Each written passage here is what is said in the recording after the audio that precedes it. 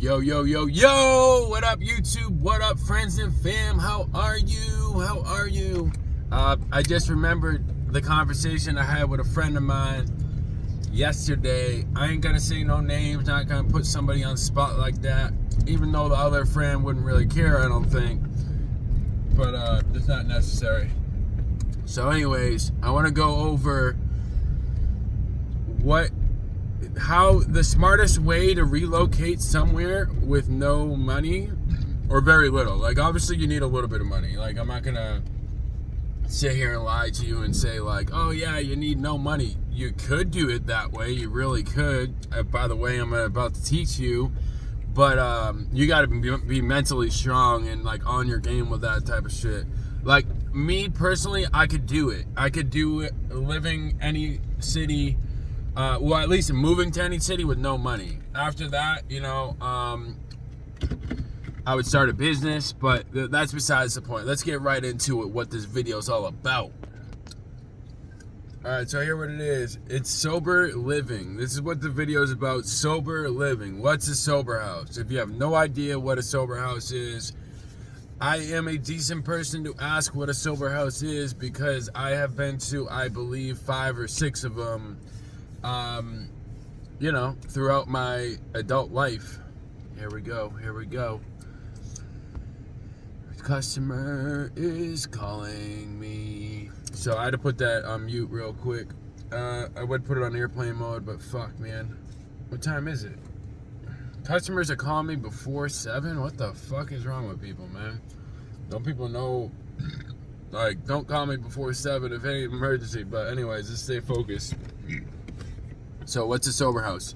A sober house is this. A sober house is, I can own a sober house once I buy a house. I plan to own a sober house once I buy a house, the right house. So I'm looking at a house right across the street.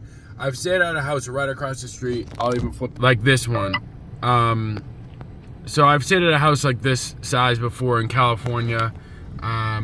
It was in San, and what it was, so a sober house is for people who just got sober, or even if you've been sober for fucking 20 years, people live there, you know what I mean?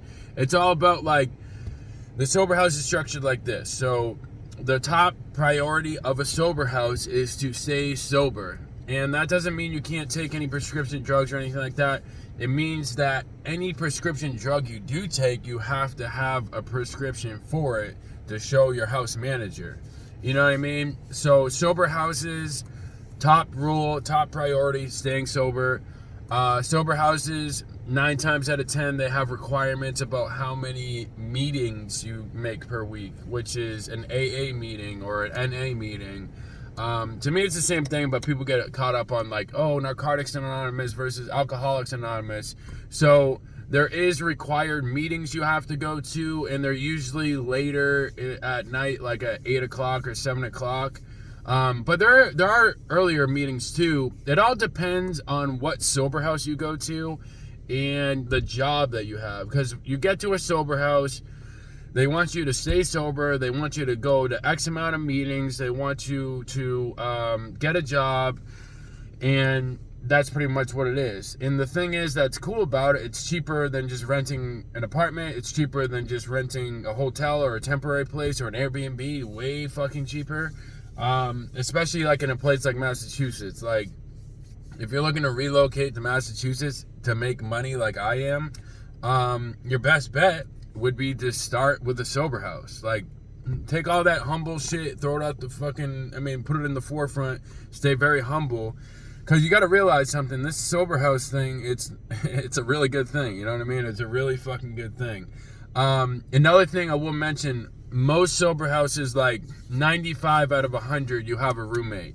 There are sober houses that you can rent your own room in a sober house, but it is going to be a little bit more expensive. Sober houses, they drug test you, and alcohol test you.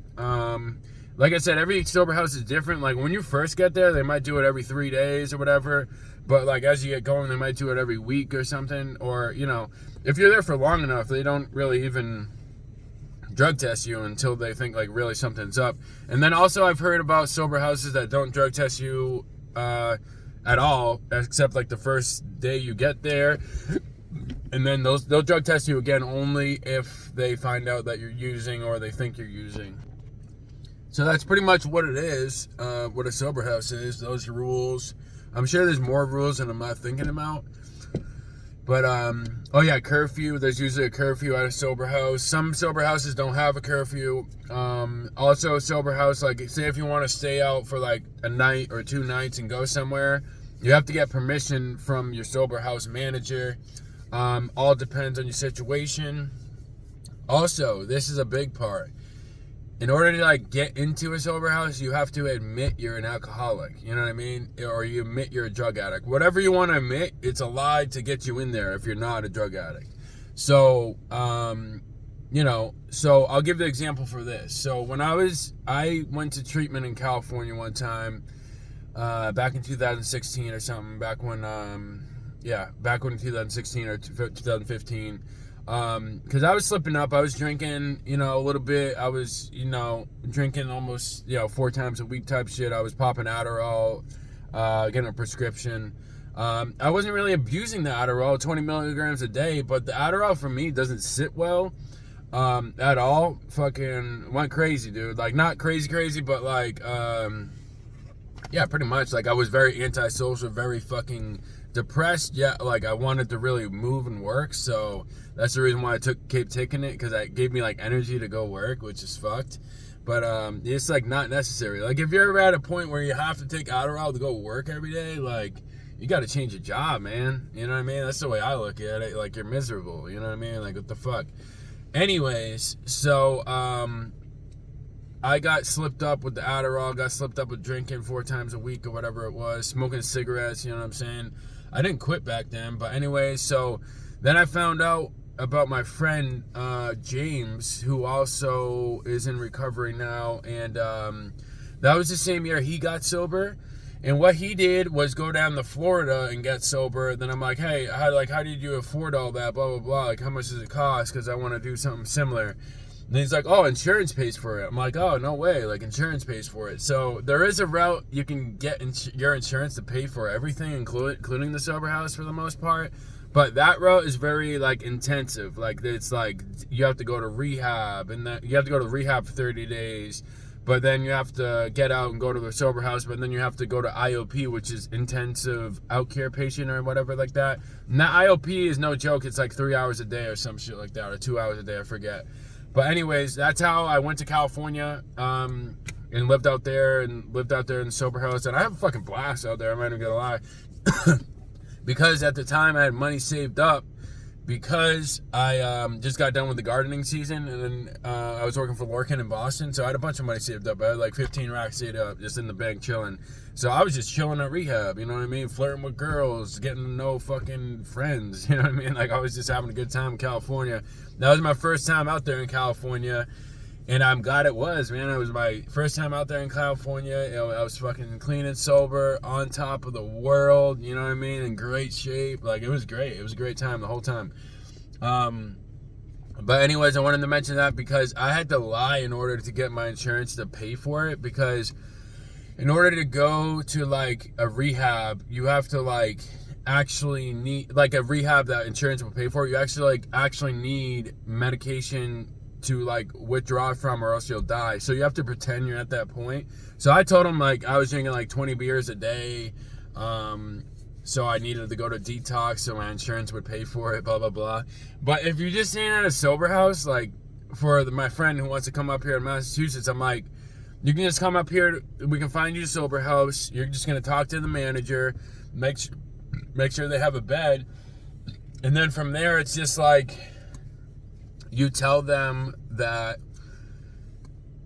you drink, or you had been drinking in the past. Like, this is what I would tell them in my friend's circumstance. Tell them that you have been clean and sober for 60 days, and you got clean on your own, but you noticed like back home where you're staying isn't working out for you. You really need a change.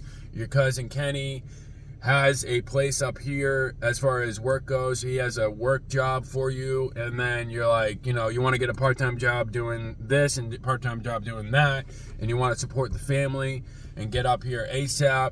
But you got to admit, like, you're an alcoholic. You've been clean for like 60 days, and just tell them, you know, hopefully you can pass the drug test right now. I don't know if you can, but you just got to tell them, like, yeah, I can pass the drug test. You know what I mean? I have no problem with drinking, blah, blah, blah. They allow you to smoke nicotine. They allow you to smoke cigarettes at like 100% of the sober houses I know, at least. So that's not an issue. And yeah, and then so instead of paying like fucking, I just got a apartment in Falmouth, Massachusetts right now, and my apartment now is $2,400 a month. So in Falmouth, they have a lot of sober houses. There's a lot of active recovery going on there. I haven't checked into any of them. Like, I have friends that have been in and out in fucking Falmouth. I know a couple people that got sober down there and stayed down there. But I haven't checked out if there's open beds. Hopefully there is. But that's being said, so if I'm paying like $2,400 for a 2-bedroom house, I think a sober house down in Falmouth is going to be like $250 a week. You know what I'm saying? Which ain't shit.